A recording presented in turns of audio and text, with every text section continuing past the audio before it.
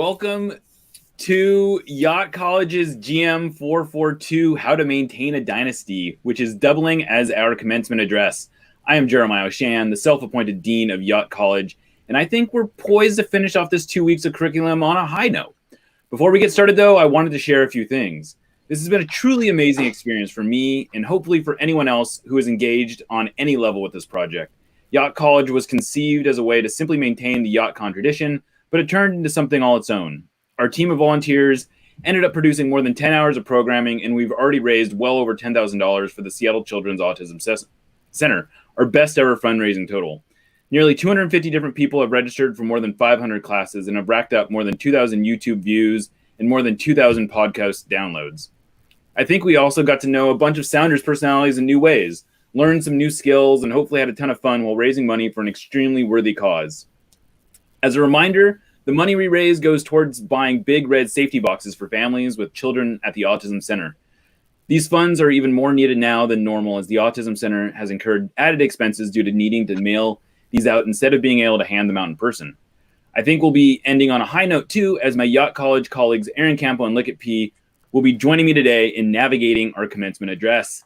Welcome, Aaron and Lickett. You guys ready to eat some spicy wings and ask some spicy questions as we get going here? Let's do it. Of course, the main reason we're all here is to gather wisdom from today's guest speaker, Garth Lagerwey. Who will be answering our spicy questions while we eat said spicy wings. Welcome to Yacht College, Garth. Hey guys, how you doing? Thanks for having me. Hey, so I suppose now that you're here, it's a good time to explain what I'm talking about with these spicy wings and spicy questions and all this kind of stuff. During our interview, we'll be pausing every 10 minutes or so to spin Lickett's trusted Wheel o' Spice. Many of you have purchased spots on the wheel that will not only require us to eat spicy wings, but also come with the opportunity to ask Garth a spicy question. The wings Lickett, Aaron, and I will be eating will be at two different levels. One is a habanero-fueled spice that comes in at around 350,000 Scovilles and was made by a friend of mine at Solis Cocina. The other is some version of the Hot One's Last Dab, which apparently clocks in at about 1 million Scovilles, which I understand is enough to burn off my face. We've supplied Garth with the cooler of these two sauces, and we're going to let him kind of choose what he wants to do. But Garth, how are you with spicy? How are you with spice and with spicy questions? Those two things, I guess. Spicy questions, man. I've had those before. I'll do my best with them. Try to have some fun. Spicy wings. Expected to be sweating profusely, really from here and like here. There's just like a sort of like a really disgusting sheen about me. Well, good. I'm glad you're game, and I appreciate you doing this with us and like kind of humoring us really in this endeavor. And if anyone needs, I'll be sipping when I need it on this Craft Casual, which is of course the beer that was made for us by Fast Fashion and Stoop Brewing. Garth has some too. Maybe we'll talk about beer, but before we get started with the really heavy stuff, I wanted to open with a question that I'm sure a lot of our watchers and listeners are interested in. Is there anything you can tell us about Raoul Ruidiaz's status? I guess he's been in Peru. Yes, he has been in Peru. The transition between administrations has led to some interesting situations on the green card front. But long story short, Raoul's been in the process of having his status resolved down in Peru. And we certainly don't know what's going to happen yet, but we're cautiously optimistic that it will be resolved positively and that he will be able to return to Seattle this week. And I guess the added benefit is that even though I'm sure you would have liked to have had him here, but he'll come back and he presumably won't count as an international player anymore.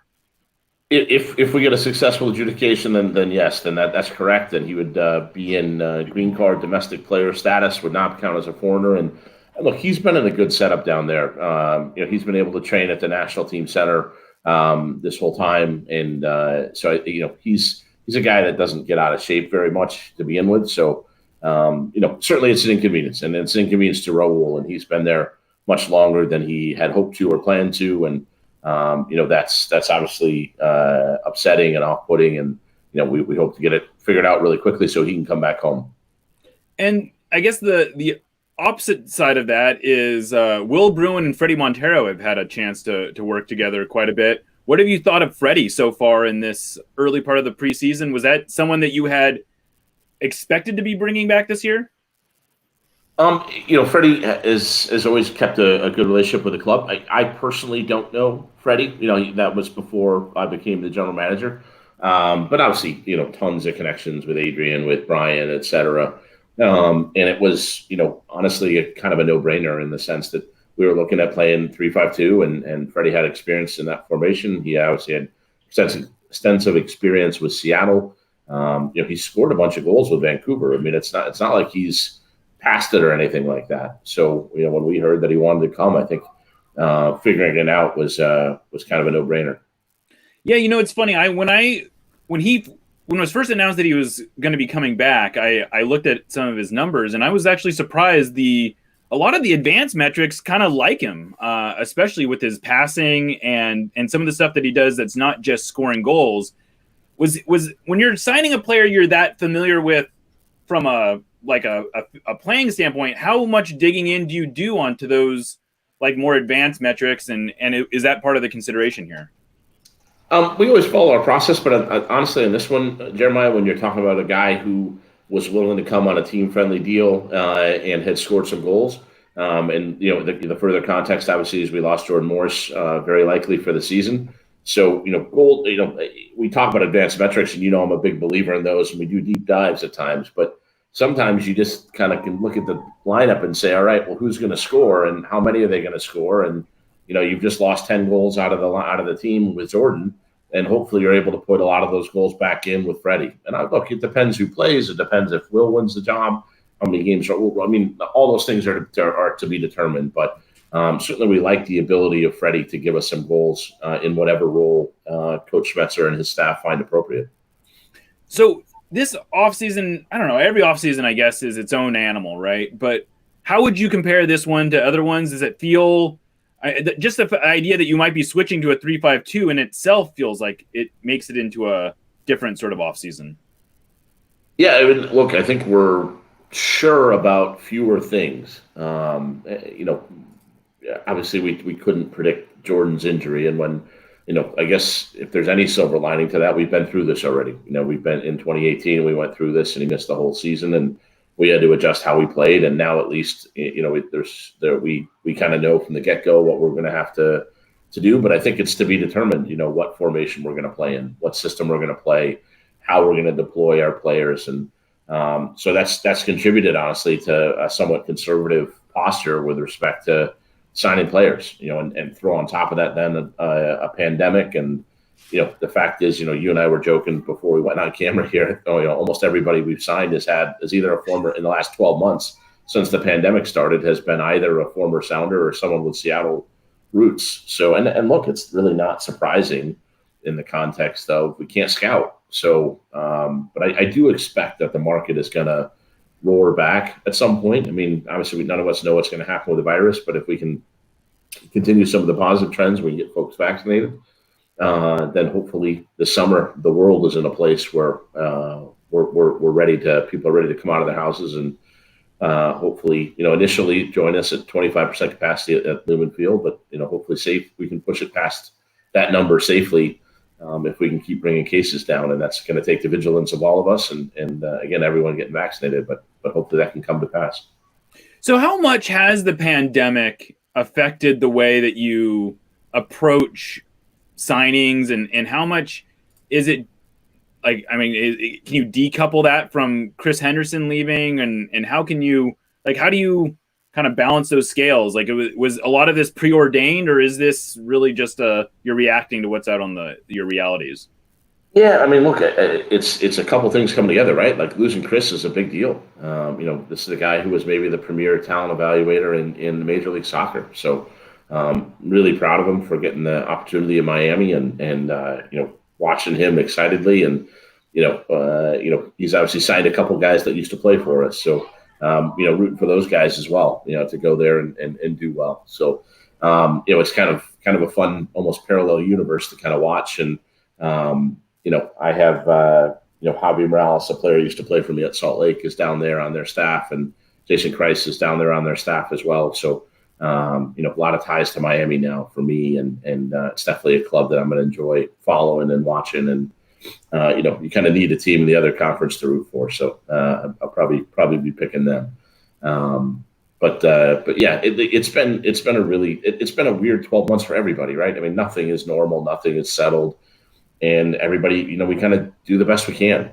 We have this new under 22 player initiative. I think we're going to wind up calling those guys youth player slots, is my understanding. So we'll see. But nobody's really, again, we don't know what the market's going to look like, and we're not sure what formation we're going to play.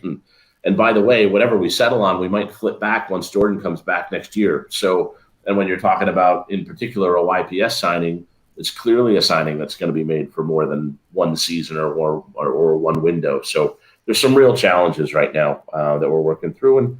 And look, we had a pretty good run. Hopefully we can keep it going. But it is going to be a different team this year. There's no two ways about that.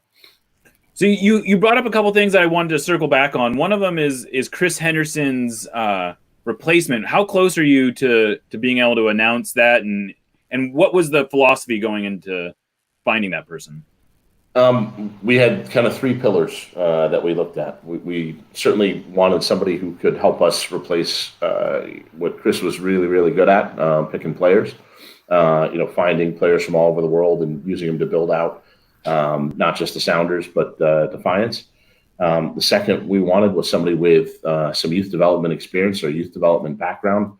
Obviously, we feel like we're in the midst of kind of the final push on that front, where we've signed some kids and we haven't gotten them through to the first team yet, and just want somebody who can come in and advise us and help us and kind of try to get us over that last hurdle.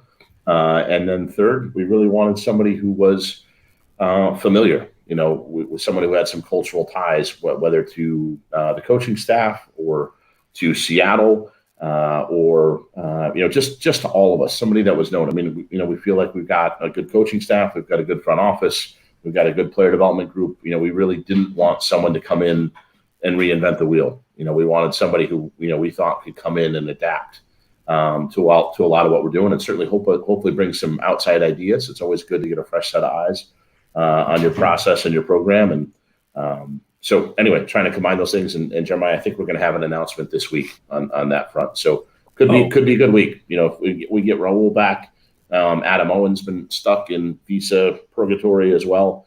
I'm hopeful that he's going to get resolved this week. So, we could have Raoul, we could have Adam, and completing our performance staff, and we could have a sporting director all within the next 5 days. Wow, that's pretty exciting stuff there. Some things going on. Yeah, we're working on it. So one of the other things that you brought up was this young player initiative, or I don't know what we're young player slot, I guess is what we're going to call it now. How, is that something that you guys were able to hit the ground running on, or did you sort of have to start from scratch in terms of identifying players that would fit into that sort of slot? Look, I mean, the obvious place to look, I think, based on how we were set up last year and the year before that, was as particularly when we decided to move on from Jovan, was to look at right winger candidates, right? And then Jordan got hurt, and so now, so do you want to go out and sign two wingers?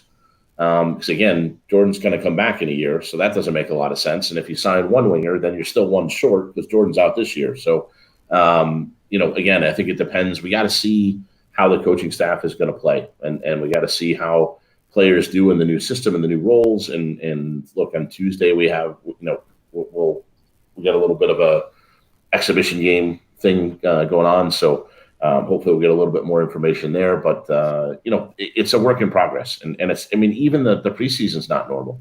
We are staying here in Seattle. It's the first time we've ever done that, and we're able to bring some teams in to play us.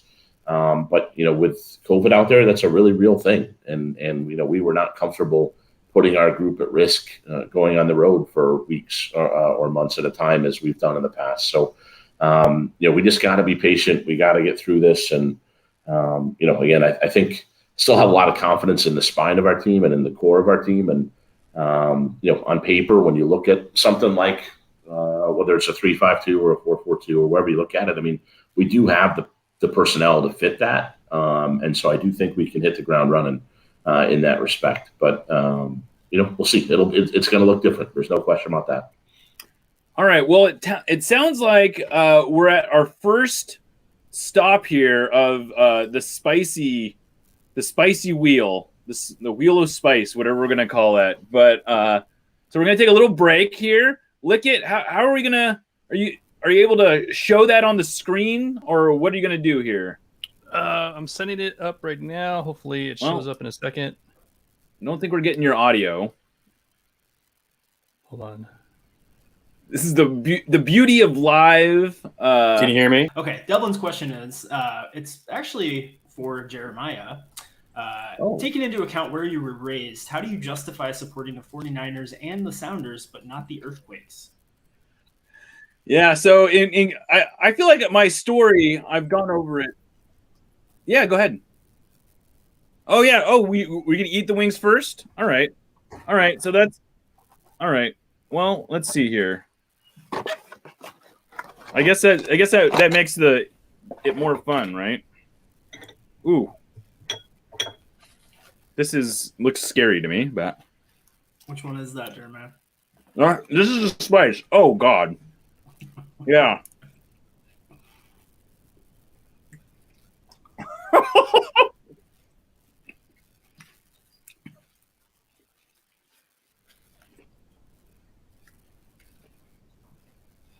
Yeah. Oh. I did the pineapple, and it's good. It's not too bad spice wise. Of course, I'm hiccuping.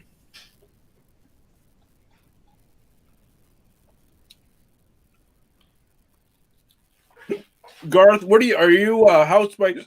Oh boy, So, this is good. My wings came in. I got one with 1 star, then one with 2 stars, and one with 3 stars, and then I got the hot sauce that you guys hooked me up with. So I just started. It started easy. I took a 1 star. That wasn't too bad. We'll build up. Good idea. I did not do that. I went straight for it, and not the best decision that I've made.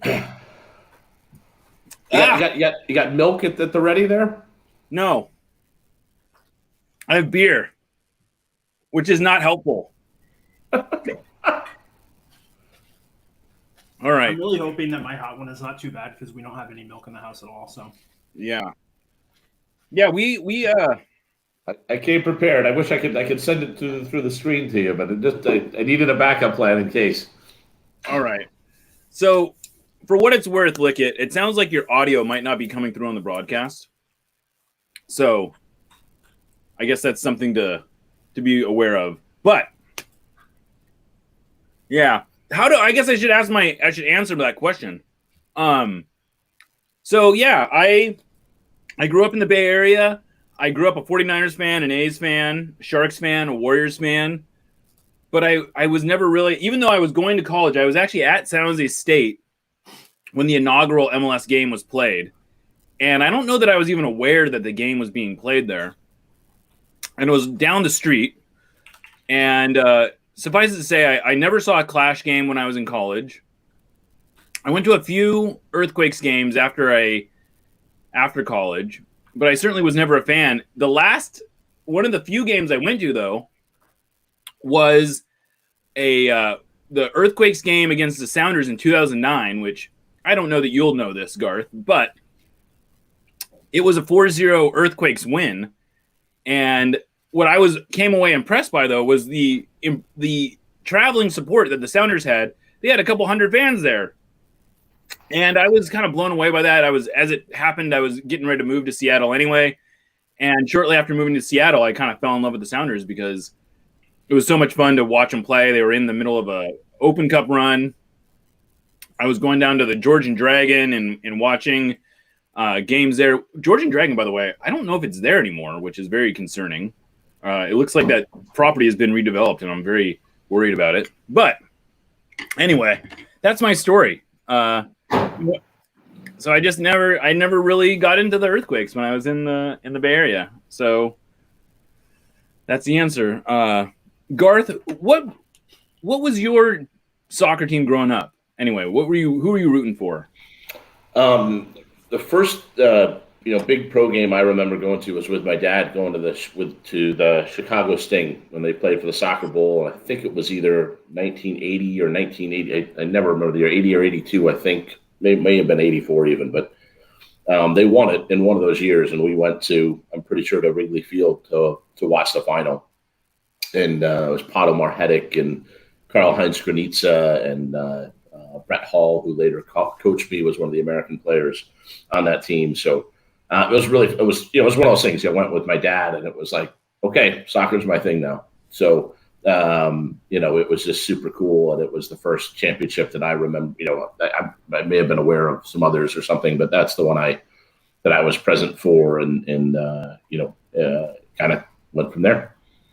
Well, this actually takes us into a direction I was already planning on going, but I think it's a good segue.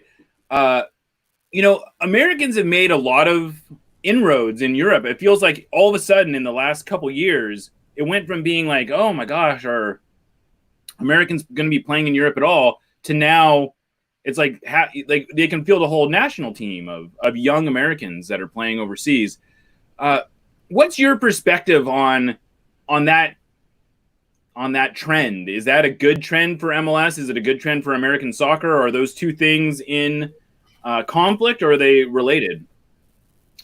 I think it's all part of building a virtuous cycle. And what I mean by that is that if we're developing better players here, I think we want part of our strategy to be that we're selling players, right? We've seen all over MLS now that teams, and it used to be, hey, well, if you're developing players, you can't win, right? But then the Philadelphia Union won the Supporter Shield, so it's tough to make that argument.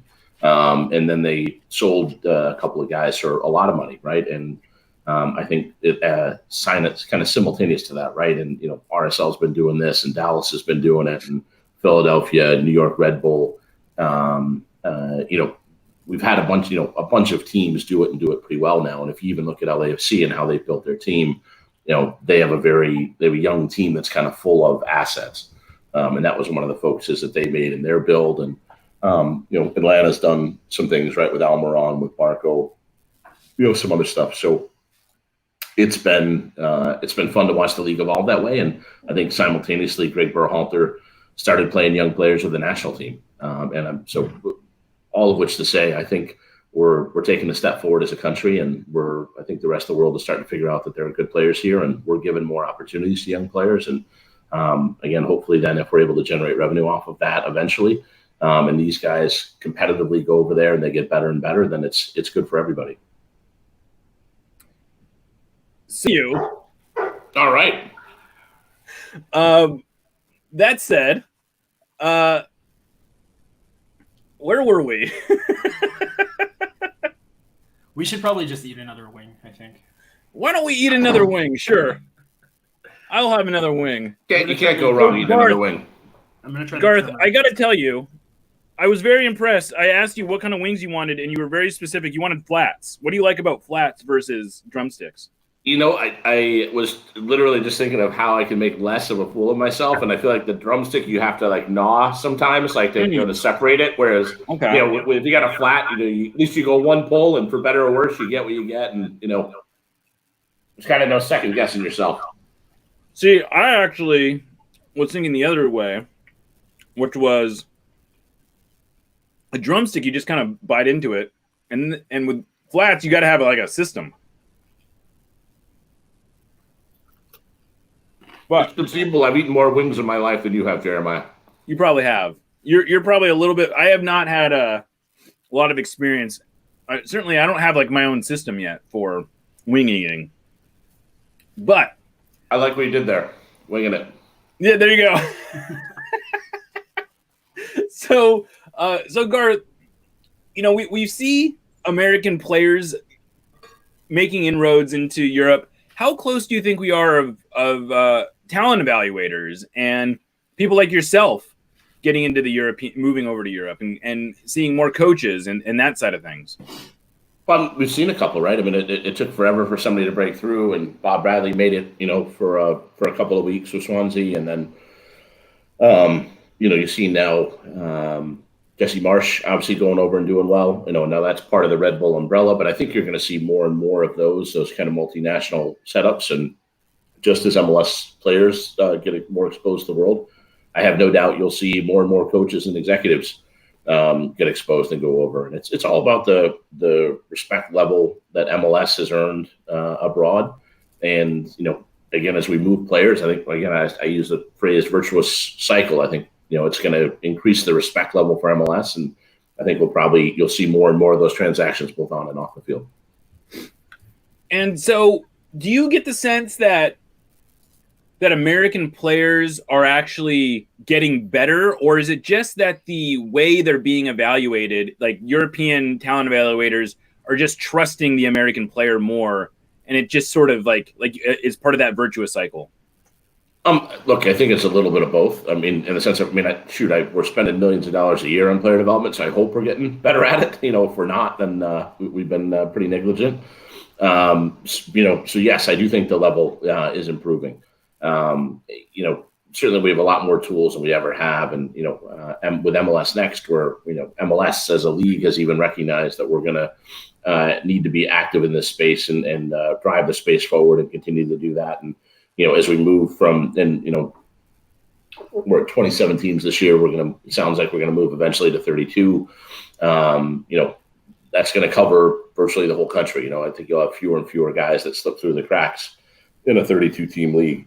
And that's exciting. And I think we'll keep doing that. And likewise, when the national team coach takes a shot on 5 or 6 young guys and a whole bunch of them pop at the same time, then, you're going to get a whole, you're going to get what you've seen, which is players getting opportunities and a real increase in interest in American players, because American players are still cheaper than a lot of their counterparts are, because it is a market that doesn't have the long track record of success in terms of players moving to Europe. And, now as you see guys go over there and do well, every one of these players that gets sold, all of us in MLS are rooting for. It doesn't matter if they came from Dallas or Philly or New York. If they do well, they're going to prop up the market for everybody else. And so what do you see as the Sounders what do you see the Sounders role in that space? Like, is it imperative that the Sounders start selling players to Europe? Is that a secondary? Is it always about, winning and development on that kind of level takes a second step? Or I don't know, how do you balance those differing needs?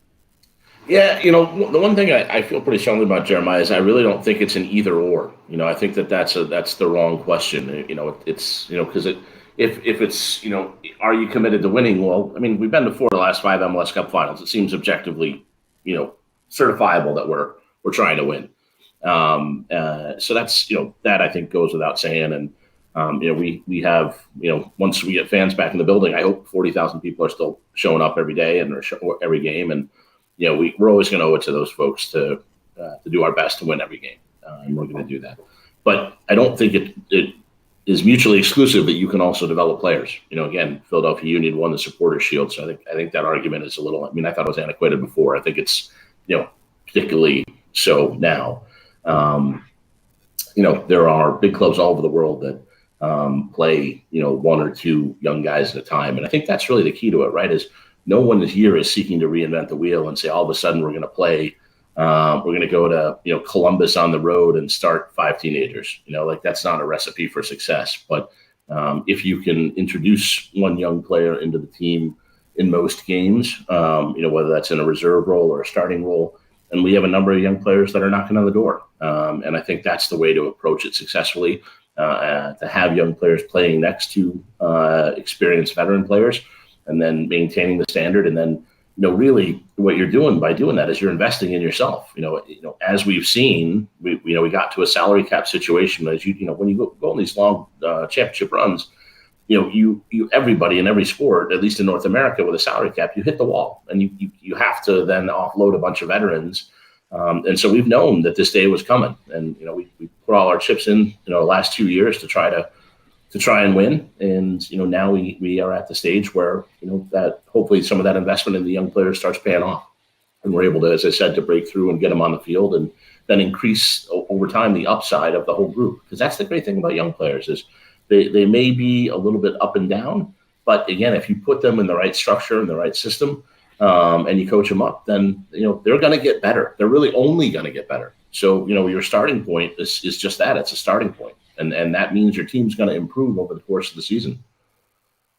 And so I don't know, Jordan's situation was maybe a little different in that he was already an established player, but was that decision, did like the desire to be part of that system, did that play into letting Jordan go and do the loan? Obviously it didn't quite work out how everyone wanted, but if you can go back to the decision-making process of doing that, or was Jordan just completely a separate category because of everything that he had done in the organization and whatnot? Yeah, I wouldn't personally tie those two together. I mean, obviously, look, the only person who can truly answer that is Jordan himself, right? But at the end of the day, we had, this is all public, right? I mean, when Jordan left Stanford, he had a bunch of opportunities. He chose to sign for the Sounders. I think that was a great decision. Hopefully, Jordan thinks it was a great decision. I think he does. But with that came we're not going to be absolutists here. If you sign with the Sounders, we're not saying this is forever and we'll never let you go. Like that was part of it. It was, if you're going to be willing to give us a chance and pass on the Bundesliga and sign with us, then, if you come to us one day and say, hey, I want to give it a shot, then we're going to help. And it was as simple as that. And I know, I don't know, I sense that some people think that's cheesy or naive or, that's not really what happened, but it honestly wasn't that complicated. It was, when Jordan came to us and said there was something he really wanted to do, we said, okay, this is what we had talked about. And, we got to live up to our end of the bargain now too, and try to facilitate in the best way possible for the club. And, look, he gets hurt in a non-contact injury. So, it wasn't because of fixture congestion or cumulative fatigue or, some of these things that can happen on loans. He got hurt in space, and it's the same way he got hurt 3 years prior when he was playing in the Champions League. So stuff happens, and it's a bummer, and it's a bummer for Jordan. So, but he's a super resilient kid, and we're really proud of him and really happy he's still a Sounder, and hopefully at the end of all this, he'll be a Sounder for a long time. So does the calculus change at all when it's a younger player who maybe hasn't had a chance really to break in? I mean, is there a pressure to sell a player early if you're getting those offers at the very beginning of their career, or is that something where you want to, like, is there some imperative for the first team to get kind of some playing out of these guys before you are willing to sell them? Some of the metrics that we use, when the kids play, their market value tends to go up pretty dramatically. When the kids play in World Cups, we were tied with NYCFC having the most kids in the last under-17 World Cup team. And look, that doesn't, because you played the World Cup doesn't mean you're going to make it either, right? So, if they come in the first team and they do well, there's no question that playing them meaningful minutes will drive their value. As to what you do with that player, I think it's always a case by case, and it's complex. Is this a guy that you see is going to be your starter for the next 3, 4, 5 years? Is it a player that do you really believe in him or not? Some of what you're selling when you're selling 17, 18, 19-year-old players, so you can't sell them before they turn 18, but is potential. So we know the player better than anybody. And, there is a price at which it probably makes sense, and there's probably a price at which it doesn't. And, that's where you have to examine. I think the big thing for us, Jeremiah, is we got to be in the game. We have to come up now with some solutions. We can't just roll out, and this is one where we've made the playoffs 12 years in a row, and, had nothing but success.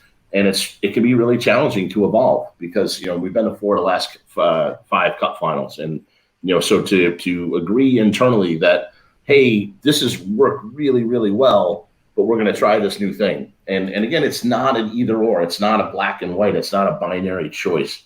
But I do think that the way the world's moving with these youth player slots coming in, I do think that it's a space that we have to be in. And in that sense, we have to evolve as a club. And again, it's not a radical sea change. It's let's win every game, and let's try to do it while we're developing some players too. All right, so we're gonna do another break and ask a question from the wheel. This one apparently is from Matt Clevenger, and I'm going to go and let Aaron ask the question. This is actually a pretty spicy question. What job or opportunity would make you leave the Sounders? It doesn't have to be limited to the world of MLS or soccer. Are we eating the wing first? Yeah. Oh yeah, we gotta do the wing first, right? The wing first. Oh. All right. I'm doing the ghost pepper one this time, so. Oh good. All right, I'll do that one too, because I'm a sucker.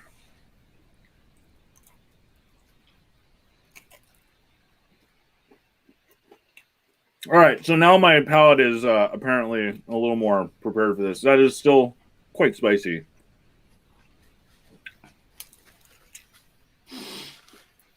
Wow. That's not good, boss. No.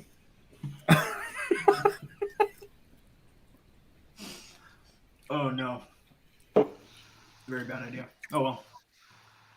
Well, So you guys are are you someone struggling to wing through. Do you want me to? like Hot Ones, which is this YouTube show that we stole this idea from? What's up? I'm asking Garth if he's ever watched Hot Ones. I have not seen Hot Ones. All right, well, after this, you'll maybe get some new appreciation for it. But I do. It's an interview. I'll give you the 10,000. The elevator pitch is an interview show where they eat rapidly escalating levels of spice wings, and at the end of it, they're eating the stuff that I am apparently eating with almost every wing, because I am apparently a glutton for punishment. And I think that's what the people want. It's definitely what people were. It's definitely what the people want. You guys hear me again? Yeah. Cool. All right. So, Garth, we left off. We were talking about development. Where do you think where would you grade?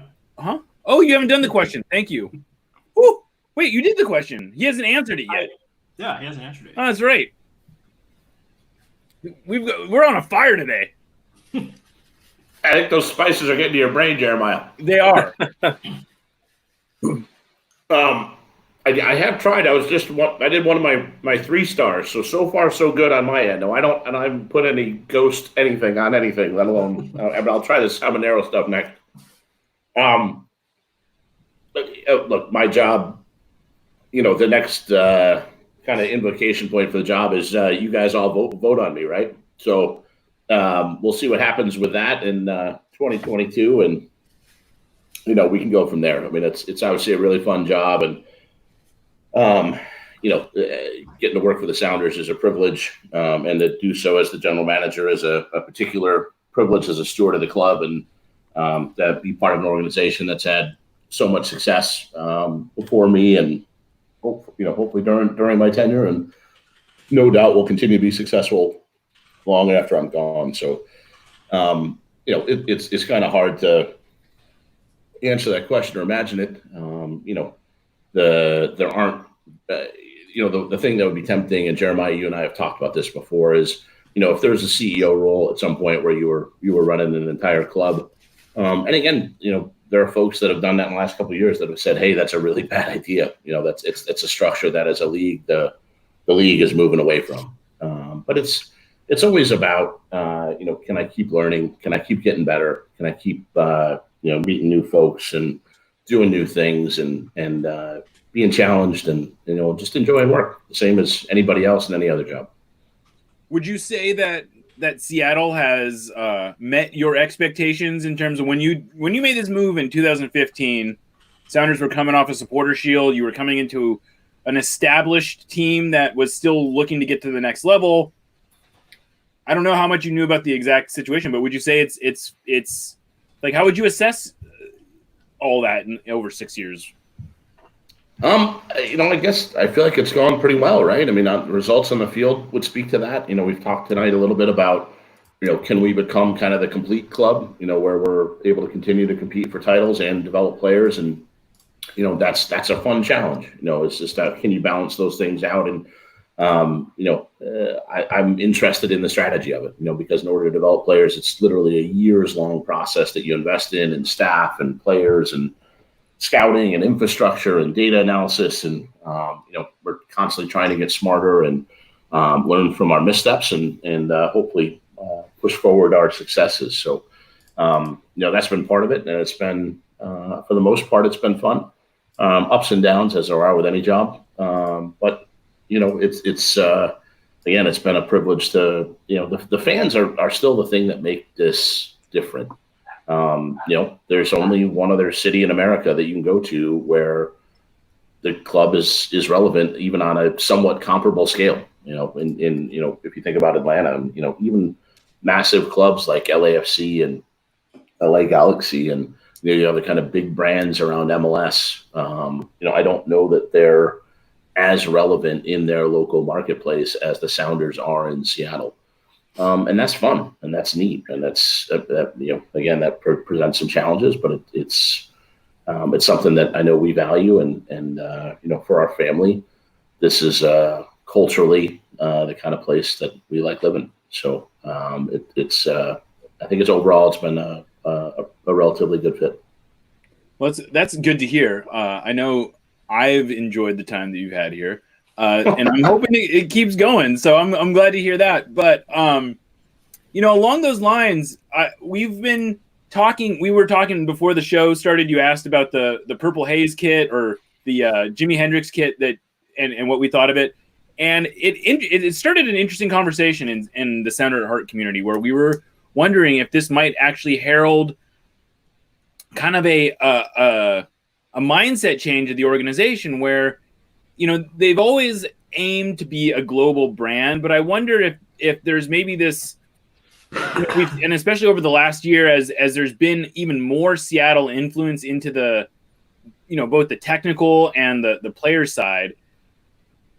Is there a sense that you can lean into the community even more than you have in the past?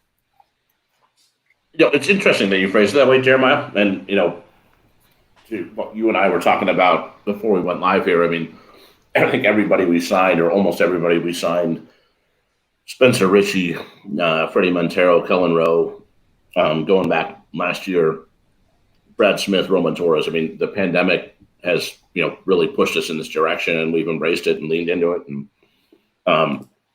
but from an outside, I still consider myself, I'm not born in Seattle, and there's still I don't know if you feel it at all, Jeremiah, but there's still a level of you're here, but you weren't here back when kind of stuff. Oh yeah, of course. And look, that's at our organization at its core is very Seattle centric.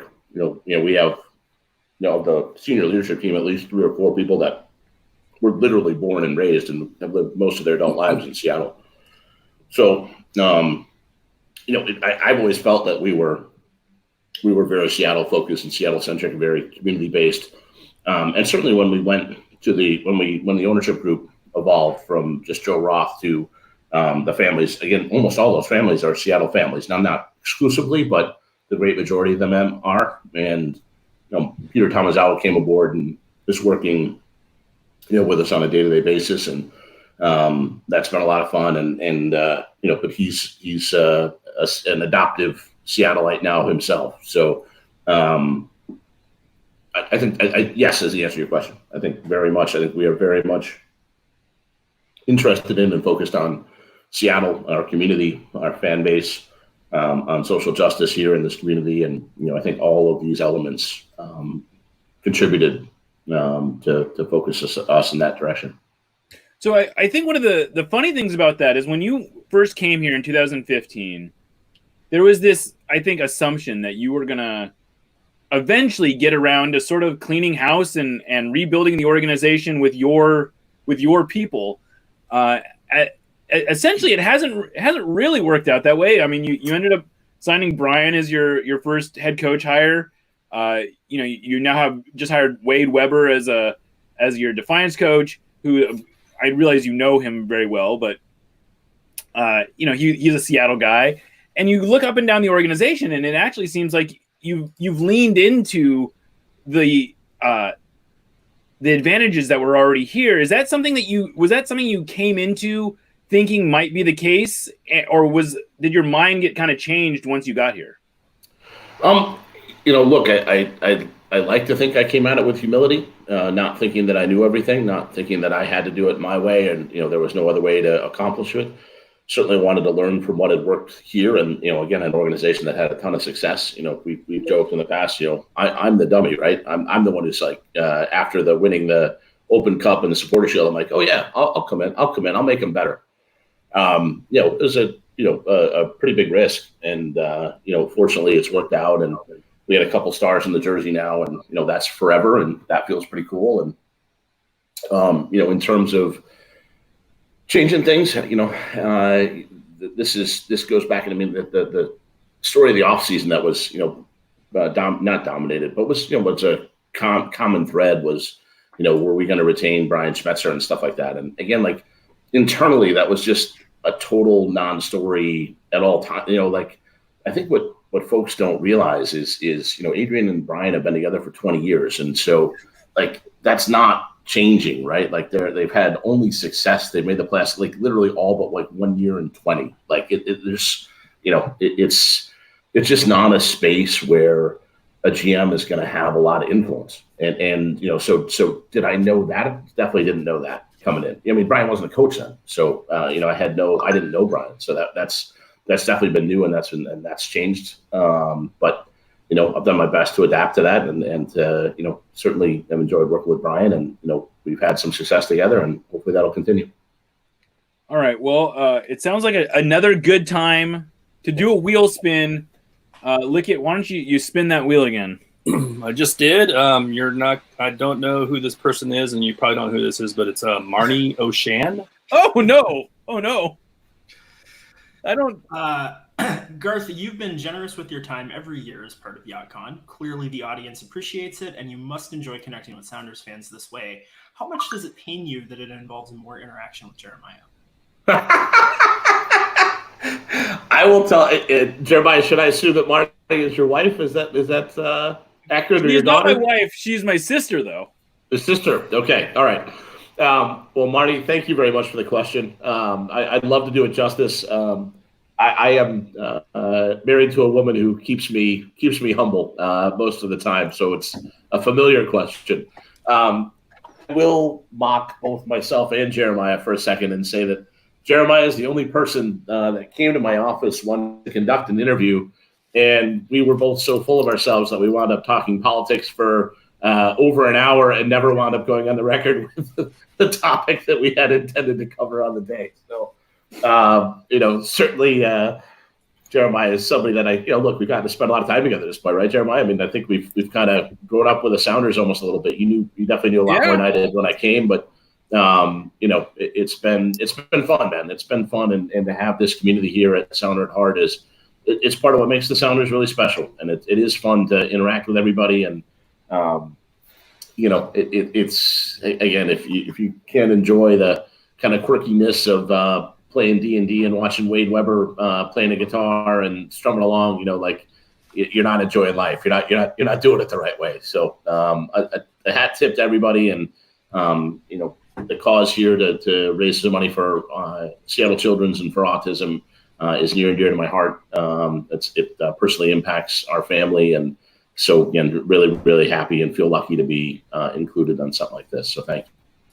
Well, and I guess I didn't mention it earlier on, but the whole wing concept came out of the idea that we encouraged people to donate to our charity, and in exchange we would eat hot wings and ask the questions that they wanted to ask. So this is, in fact, we're not just doing it for the silliness of it. There was a fundraising element of it, and in case you missed it, we're at something around $12,000 right now, raised entirely. And I don't know, we've set a soft goal. Hey, let's get to 15. Why not? And we'll see if we get there. But I really do appreciate.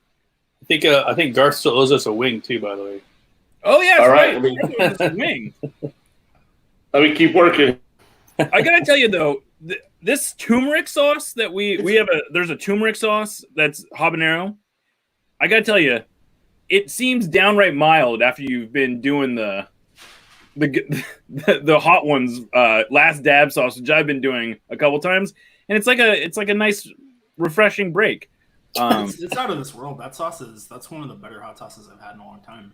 Yeah, and it's a turmeric and carrot sauce that randomly a friend of mine from high school started doing hot sauces, and his name's Anthony Solis, and it's Solis Cocina is the name that he's given the sauce, and he's started bottling it. And anyway, plug. Yep. And that's the other one, the pineapple one. Yeah, that one's also very good, but the turmeric is it's very unique. So how are you handling these, Garth? I just tried my first habanero turmeric. And it looks like you're handling it fine. So far, so good. I can feel the sweat beginning. There you go. Internal system that immediately overheats, and again, it's outwardly not pretty. I'm not gonna lie. Yeah, nothing on this show is really pretty. I think we can say that. But no, that's honestly, it tastes good, Jeremiah. Like, honestly, I'm pleasantly surprised. I was apprehensive, if I'm honest. No, hey, I don't blame you for being apprehensive. I getting back to the idea of this kind of Seattle community aspect of the signing. I mean, how aware are you that almost every year I think every year but one since you've been here, you've brought back a former player? What do you think that says about the organization, that not only that you're willing to bring back players, but that players apparently want to keep coming back? Look, we try to, the little cliche that we impute here is we try to treat people better on the way out than on the way in. And obviously on the way in, we try to make them feel very welcome and welcome families and welcome people to new culture, et cetera. So, we try to do the same. We're not a team that takes hard lines or gets upset with people if contracts don't work out, or we try to treat everybody well. I mean, hopefully while they're with us, we try to treat them well as well. So it's something that I've always found worked out pretty well. It's a value I shared with the folks that were here already, with Adrian, with Brian. And it's not real difficult, and oftentimes when you have a player like, say, a Kellen Rowe, we weren't sure, honestly. And initially when we just ran data on Kellen, and he hasn't played as much in the last couple of years as he would have liked, I'm sure. And we got on the phone with Kellen, and he did a call with Chris, was still with us at the time, and he talked to me, Chris, and Brian, and we all hung up the phone. We're like, yeah, we got to sign him. So this is a. It's again, I think, don't get me wrong, there's some stuff that we do that is highly technical and very complicated, and we dive in. But sometimes if you have people that really want to play for you and are willing to do so on reasonable financial terms, if you can get a couple of those, those are always wins. Those are always good things for the club. And I suppose you could get to a point where maybe there are too many of them, but again, that I don't. We're not there yet, and we're really lucky to have a guy like Kellen who really wants to be here. And I think players like him and like Fredy Montero, those guys are going to give their heart and soul for the club. I wouldn't be shocked if and again, I've never had this conversation with Deandre, but I would think at some point someday Deandre maybe makes his way back here as well, just based on the relationship again that he has with the club. And that one's more complicated than the others because. There's allocation considerations and some other things that would have to come into play. You have some things that would have to line up, but I think a lot of guys have had a lot of success, and again, it's the fans. I mean, I'd love to tell you it's because we have the best looking general manager in the league. I think that's probably objectively. You guys politely turned my camera off early in this interview, so I know how you feel about that.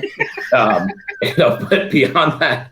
It's the fans, man. Hey, do you want to come play in front of 40,000? Who's going to say no to that? The team, again, that same fan base drives buckets of revenue into our coffers, and that allows us to continue to reinvest in the team and be successful. So it's a really good relationship that way.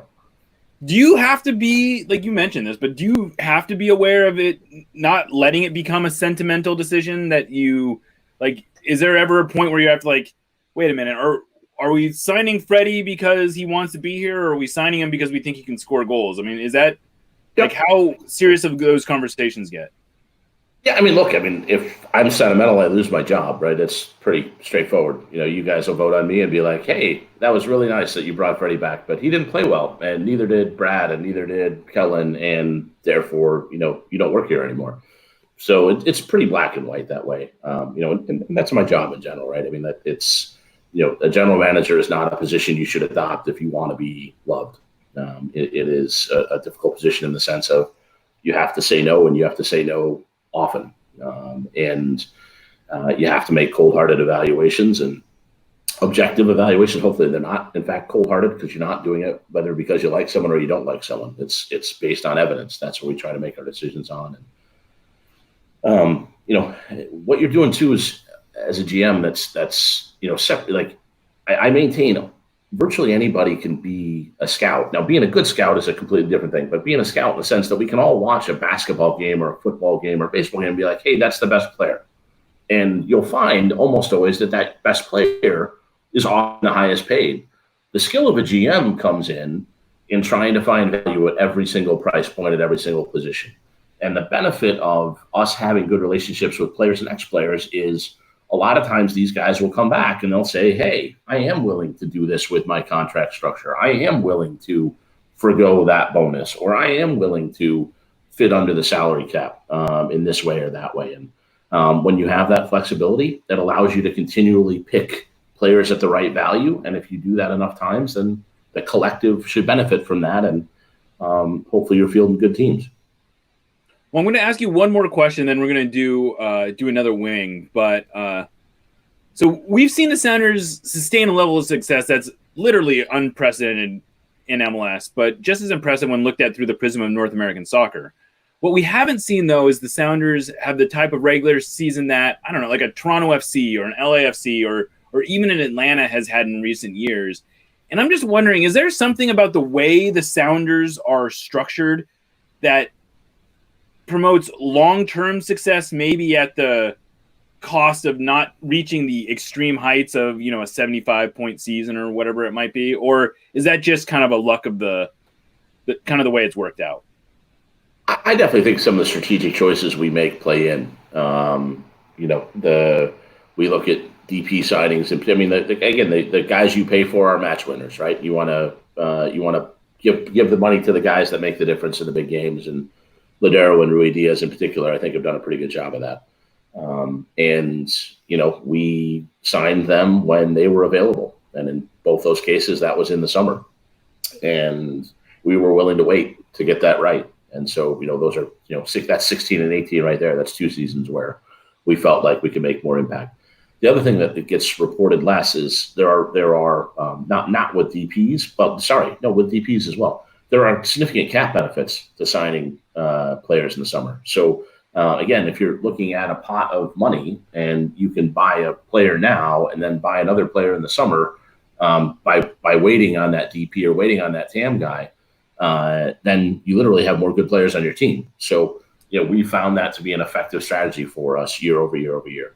Look, we've if we were consistently mediocre and not making deep runs in the playoffs, then I think you could go back and, all right, are we putting enough weight and attention in the beginning of the season, into the regular season, et cetera? Those would be fair questions. But, we've never finished lower than 4th. We finished 2nd in the West last year. I think there's an argument we could have or maybe even should have won the regular season in the West.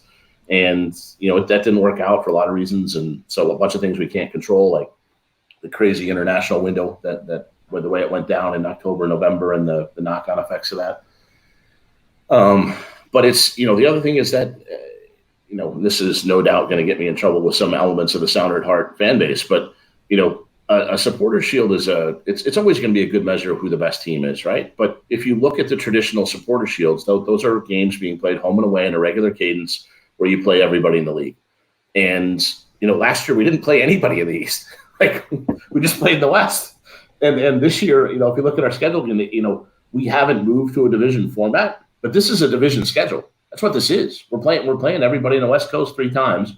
We're playing the rest of the West twice, and we only play in 2 East Coast games. So, the idea that the Supporter Shield, even to a purist, that would be somehow embody the best team automatically over 34 games. I do intellectually struggle with that when you're only playing one half of the league, really, and you're playing them an unbalanced number of times. And even within the 3 within the division, if we get LAFC and the Galaxy and Portland twice away, that's a tougher schedule than if we get them all at home. So there's just a lot of things like that where, look, you're always going to try to do the best you can in the regular season because you want to get a high seed, right? If you get a high seed, you get playoff games at home. You get playoff games at home. You get lots of revenue. You get to invest that in the team. Again, virtuous cycle, right? So it's probably more information than you wanted, but hopefully that answered the question. There's never too much information. All right, let's do that final wheel spin. Alrighty. Kristen Sario. Oh, are we hearing Aaron? Aaron, you might be on mute. I was. What's the hottest thing you've ever eaten? Is the question. Oh, well, I'll start and then I'll let. Well, I guess I should eat the wing first, right? That's how we're doing it. We're eating the wing, and then we're gonna. I know this answer actually. Doing the dab. Yeah.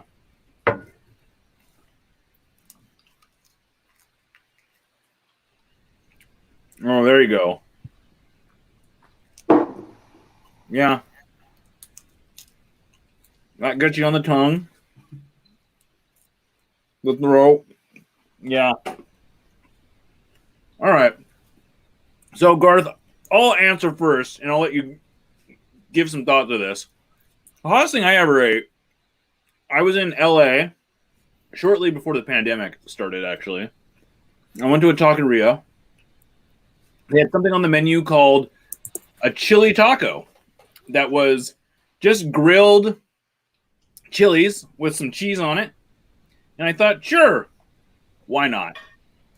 And I took one bite of that, and I realized that was not fit for human consumption. And I was hiccuping and dying for probably the next 10 or 15 minutes, which is starting to hit me now of this one. But, yeah, that was probably the hottest thing I ever ate. I do not have a good answer here. I do not have a memory of one thing in particular. Just that I sweat out of the sides of my face, like from below my eyeballs and like below my ears, and it rolls down my face. And so I think at a young age I was like, yeah, my people aren't adapted for this stuff. This is not going to be an area of strength. Well, yeah. I was making chili once and thought I was using smoked paprika, but I was actually using cayenne. And so it wasn't intended to be that spicy, but it was definitely the spiciest thing I've ever eaten. I did something. It was probably like 4 or 5 tablespoons of cayenne. In a pot of chili, which is a lot of cayenne. So, yeah, I did something similar to that once. The first time I ever made chili verde, I thought I got 2 different kinds of peppers mixed up. I think I was supposed to be using serranos, and I used like these little green peppers, and it made like nuclear level spice to this that was almost inedible. But anyway, we'll finish this up on a high note, I promise. Garth, how you doing? Doing all right, man. Hanging in there. I got 1 bucket of wings down, and I got 2 more, and we're dabbling. And I haven't put the habanero together yet with the 3-star wings. That's the mountain I have left to climb. But I've mixed everything else so far. So all right, braver or stupider, one of the 2. Well, are you able to hang out for a little bit longer? I know we're pushing past the time we said we were going to keep you till. Well, we're all good. So far, none of my children have come into the office, so I'm just assuming that they're asleep. That's the way it usually works in your house, right, Jeremiah? Oh, that is 100% how it works in my house. Yeah. We're usually watching. My wife hasn't even texted. Yeah, you're golden then. Yeah, Yeah. The thing that happens at our house is, so my wife, I don't know if this is too much information probably, but my wife is a big fan of the TV show Supernatural, which has been an amazing experience for the pandemic because it's 15 seasons of like 23 episodes each season. And we're getting close to getting to the end here, but it's not the most appropriate thing for your kids to walk in on. It's like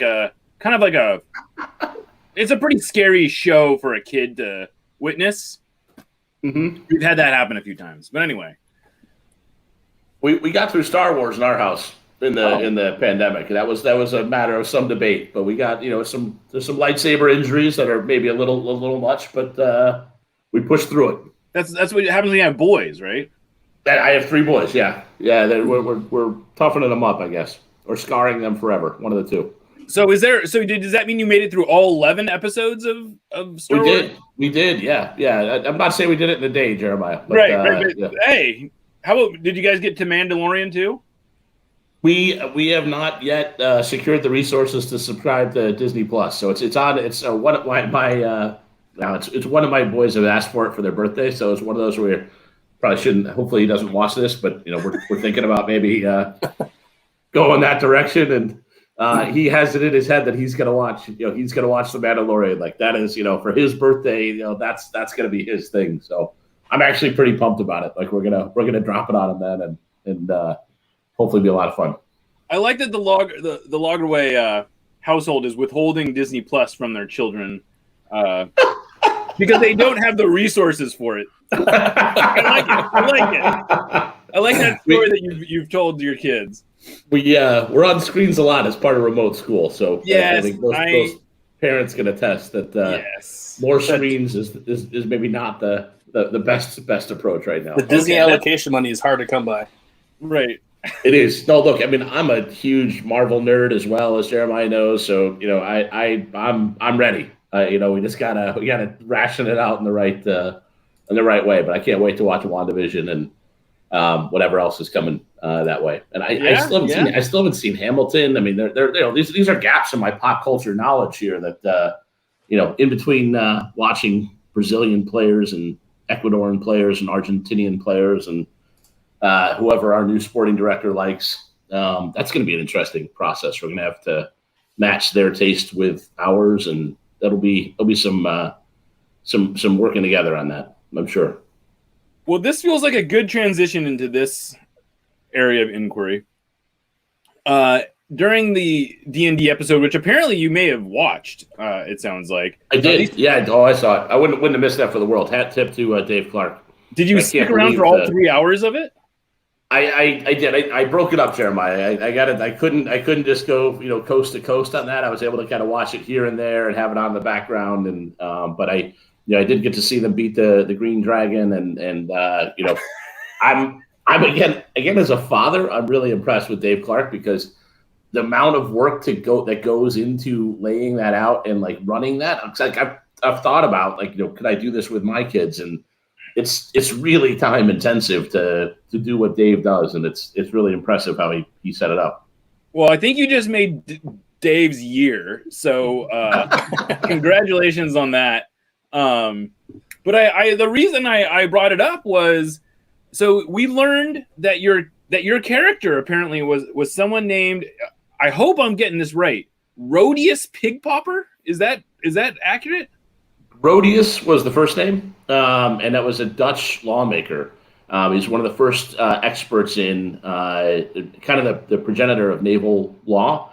And so, again, being a nerd, I thought I might go. This is one because Wade and I played together when we were teammates on the then Dallas Burn, now FC Dallas, and so I figured I wanted to go to law school at some point, and so I was very interested in those kind of figures. And my heritage is Dutch. My ancestors came over 100 years ago through Ellis Island from Holland, and so Grodius was the name, and then the last part was just silliness. Was just find something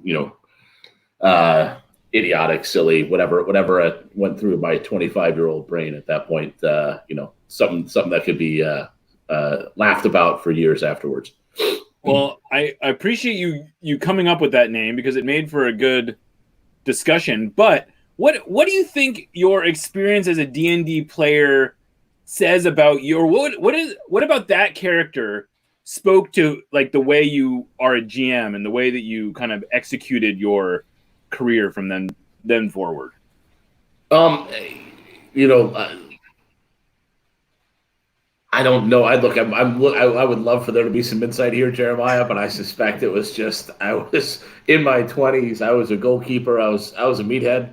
I had some funky haircuts. I was very into expressing myself, and if I got to carry a big sword and be a big strong guy in the game and chop some people's heads off, then that felt pretty fun at that point. And I wasn't married, and I was one of these guys that always said, I'm never going to get married. That's for the weak.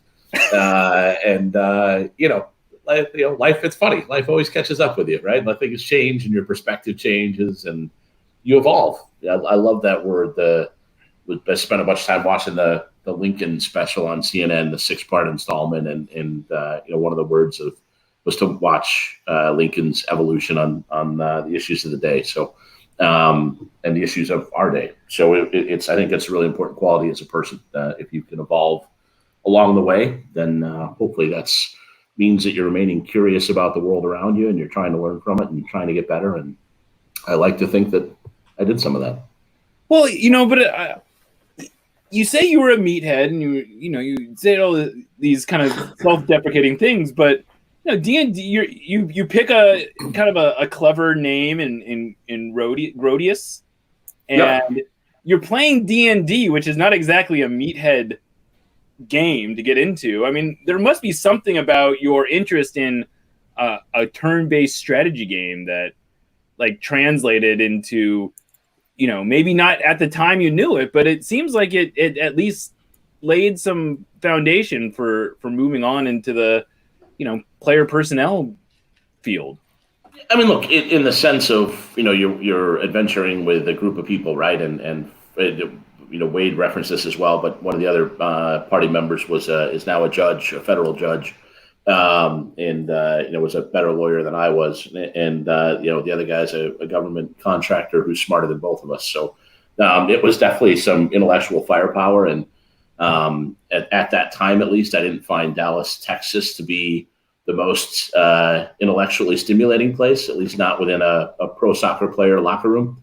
I remember, and look, it's all changed now, right? I mean, most of the kids nowadays don't go to college at all, but back then you still had teams that had college guys, and we had, I don't know, between 4, 5, 6, something like that, guys that had gone to college on the team in Dallas. And I was a backup goalkeeper, so no matter how delusional I got, I probably wasn't so delusional that I thought I was going to make a living at this. I mean, the most money I ever made as a pro goalkeeper was $40,000, and all in 1 year.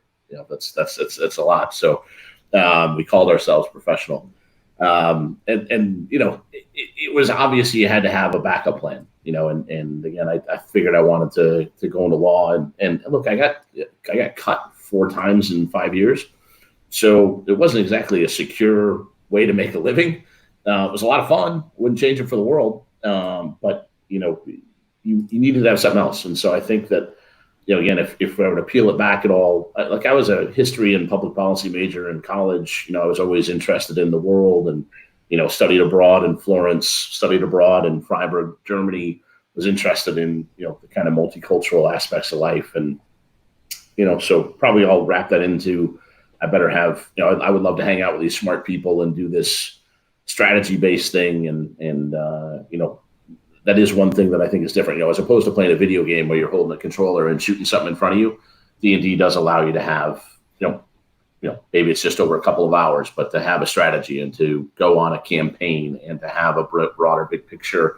And certainly that very much informs how I think. I think you asked me about signing, we talked about this a little bit in terms of signing people in the summer, but there's always a strategy, man. You have to get the strategy, you have to set that, and then you have to work back from there. And as long as you're true to that framework, no matter how good your process, you're always going to screw up decisions along the way. But if you get most of them right and you follow the overall strategy, you got a decent chance of being successful, or at least that's what's worked for me. And I'm sure I've worked with people who think I'm tough to work with because I'm concerned about things that are going to happen 6 months from now, 12 months from now, and I always kind of keep that in mind. And I'm not reactionary, and I don't particularly care what other people think or say, and I don't swing to pressure a whole lot. So I suppose I could be obstinate or stubborn. But again, it's the idea of setting a strategy and following it, and then sticking to it. Well, I don't know. Do we have another? I was going to say that's a good place to end, but I also feel like if we can do one more wing, do we want to do that? Do we have another spin in us? Sure. I'll go all in here. I'll go with your special hot sauce and my 3 stars, and we'll. There we go. That's what we were here for. See, that's what I was just playing it into. What do we got? Spinning. It's taking its time. It knows we're into it. Tim Ham. All right. So Jeff Bezos calls you and offers you a Brewster's Million deal with $1 billion, but you must spend it all in 30 days and retain no assets. What do you do? Wow.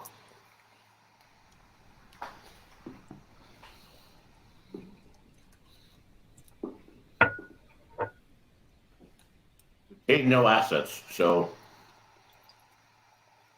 basically you have to blow $1 billion on the experience. I would imagine you try to do something cool like fly to Mars, something like that. Although the older I get, the less I personally want to be in space. I do feel like it's a cool thing to do, like for civilization, and I'd love to do I love to watch other people go deep under the sea and out into space and try to find extraterrestrial life and all kinds of fun things like that. But I don't know, the whole being apart from your family forever and not really, living in a glass dome somewhere. That doesn't.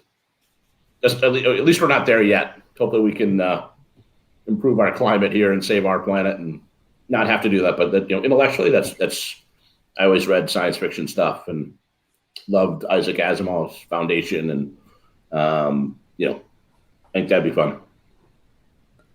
Well, that's a good note, I think, to end on.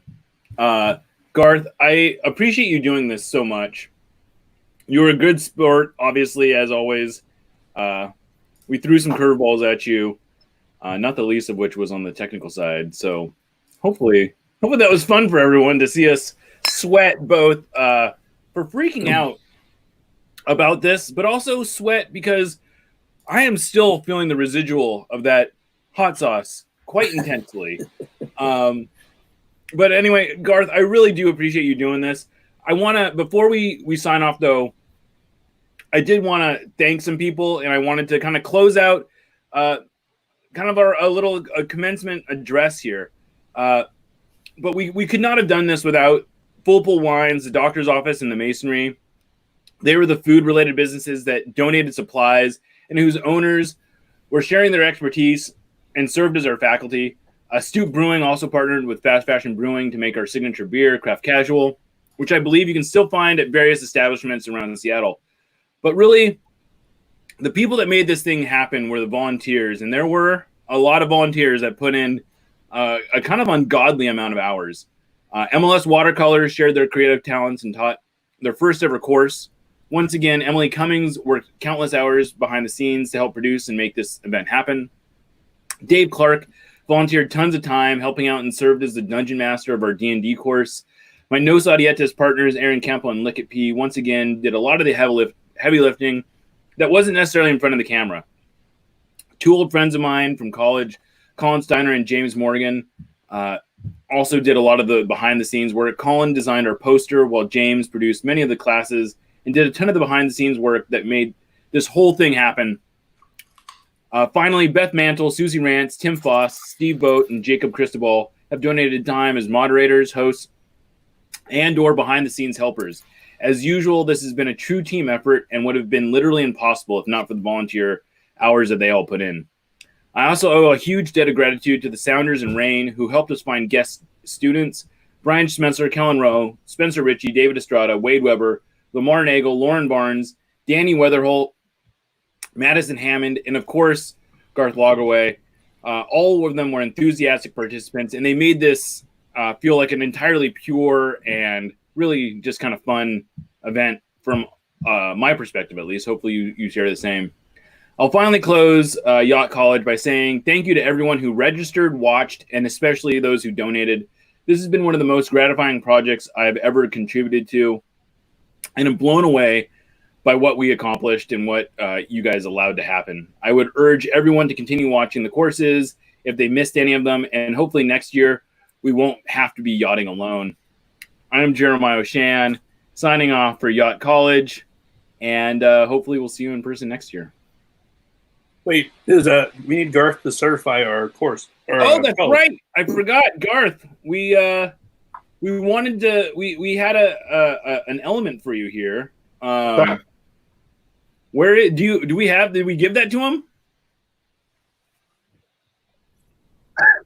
Oh yeah, okay. I gotta find that. Oh no, where was it? Okay, sorry. Oh no, where is it? I cannot find it. Okay, this is some good behind the scenes stuff here. I forgot I had to do this thing that you guys would, so you can actually turn this into your diploma. Sounds very exciting. Yes, okay. Garth, as president of soccer, we need to ask you one more thing. All of the YachtCon students watching live and who have taken courses over the past 2 weeks, as well as those watching on demand later, have worked hard to complete the official YachtCon back-to-school curriculum. Can you now certify that they are eligible to graduate from Yacht College? Absolutely. Oh, Without good. hesitation. All right.